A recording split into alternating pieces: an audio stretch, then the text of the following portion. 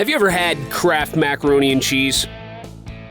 Of course you have. Kraft Mac and Cheese is almost the de facto meal of America. Almost everyone has had it, and almost everyone likes it. But did you know that the Great Depression is one of the reasons why the box of macaroni and cheese is popular today? Wait, you didn't? Well, if that's the case, today we'll be looking at just how Kraft Mac and Cheese rose from the ashes of the Great Depression to inspire a generation. Oh, and by the way, this is Munchable. But you knew that, right? Of course you did. Like many other food brands we've done, Kraft Mac and Cheese actually came to life and survived in the market because a lot of different factors. The first factor, of course, has to be the invention of processed cheese. If processed cheese hadn't been invented, it would have been absolutely impossible for Kraft Mac and Cheese to even exist. The second thing was not actually a thing, it was a man, and his name was James Lewis Kraft. And yes, he was the one who actually went through the trouble of making Kraft dinner and actually selling it.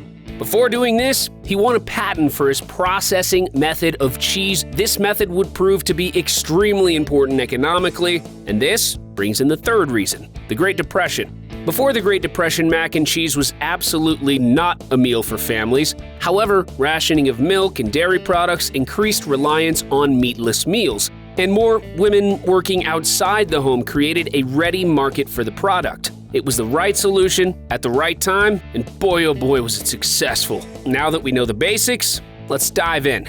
James Lewis Kraft was actually born on a farm in Canada and was technically not an American. In 1902, he moved to Buffalo, New York and worked as a treasurer and secretary of the Shefford Cheese Company. The next year, he became a partner in the company. However, his business partners abruptly dissolved the company while he was on a business trip to Chicago. Stranded in Chicago, James was left with only $65 in capital. He used this money to rent a horse and wagon and then planned to establish his own business of buying wholesale cheese and selling it to local grocers. His plan was successful, and his business was already established by the next year. James had so much faith in his business that he once wrote to a friend, "I haven't got a comparatively large business now, but I know what I can do, and in less than 5 years, I am honest in saying that I expect to have one of the best wholesale cheese businesses in this city."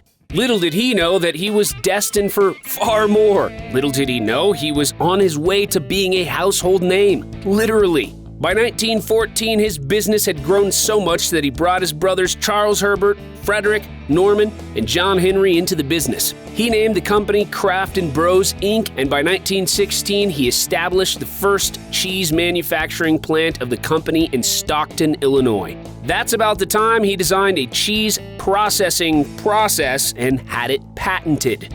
This process ensured that the cheese could resist spoiling and would be able to be shipped long distances without going bad. Because of this novel way of processing cheese, the company grew, and by 1919 it had expanded into Canada. During World War I, James Kraft saw a huge increase in the volume of business he was doing because the United States Army was in need of processed cheese as supplies for its armies. Hold up, all this is getting boring, let's get to the good part.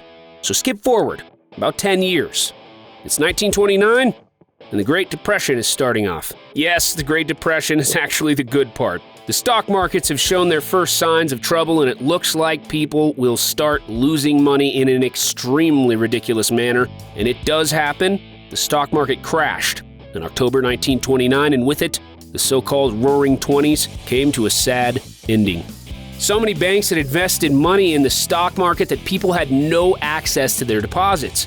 Consumption was low and there was no jobs. It was a terrible time, and unemployment levels rose to a point that had never been seen before. Basically, Americans were having a tough time, mildly speaking. By 1933, the stock market had recovered, but it was taking longer for the effects of the Depression to leave America. Consumption was still low, and many households had to ration food.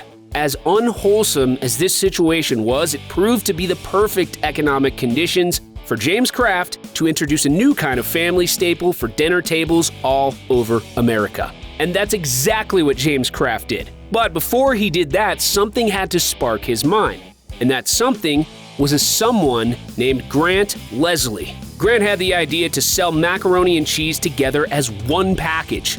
To do this, he had the genius idea of attaching grated cheese to boxes of pasta with a rubber band. James Kraft saw that, and he thought he could do even better. And he did even better.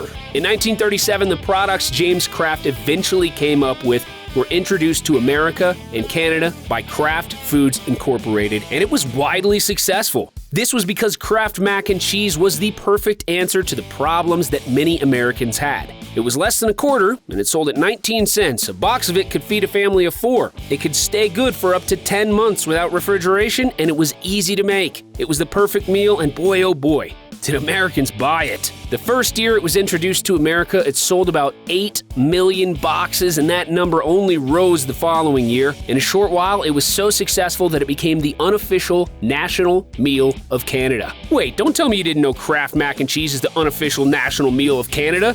You thought it was syrup juice, or what did you really think it was? Quickly, tell us in the comments section.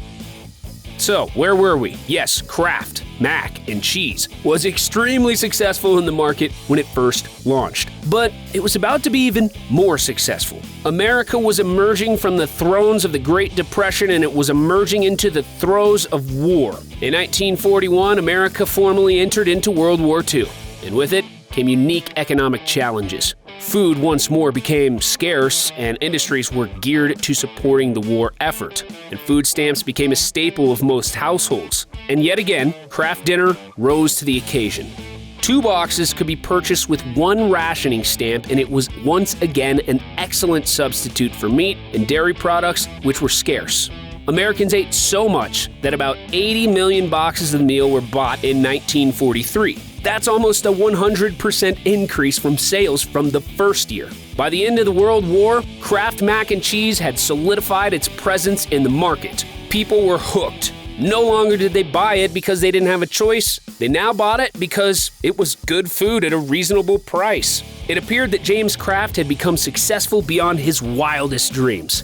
42 years earlier, he'd written to his friend that he would run the biggest wholesale cheese business in Chicago. It only took 42 years, but Kraft had built perhaps the biggest cheese processing business in North America. In 1953, James Kraft died at the ripe old age of 78. At the time of his death, he was the CEO of Kraft Foods Incorporated. As expected, his death wouldn't stop Kraft Mac and Cheese from growing from strength to strength. Today, more than 7 million boxes of the Kraft Dinner are sold every single week. Kraft Mac and Cheese entered the market at a time Americans needed it, and it appears that the Americans have rewarded the brand with unwavering loyalty. I guess you could call it the American dream. This snack brand was sent in by a subscriber. If you really want to know about the origin of your favorite snack, simply send it to us. Who knows? You may be lucky enough. We may decide to make a video on your favorite snack brand. That's all for today, guys. Remember to like this video and subscribe to the channel if you'd like 10 years of good luck. If you don't want good luck, feel free not to subscribe. This is Munchable. Goodbye and stay safe.